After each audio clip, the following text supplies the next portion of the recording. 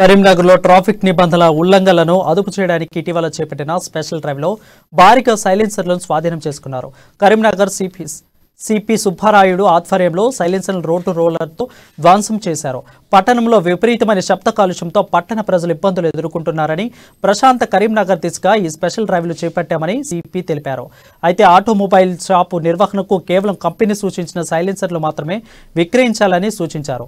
నిబంధనలు ఉల్లంఘిస్తే చట్టపరమైన చర్యలు తీసుకుంటామని సిపి సుబ్బారాయుడు తెలిపారు.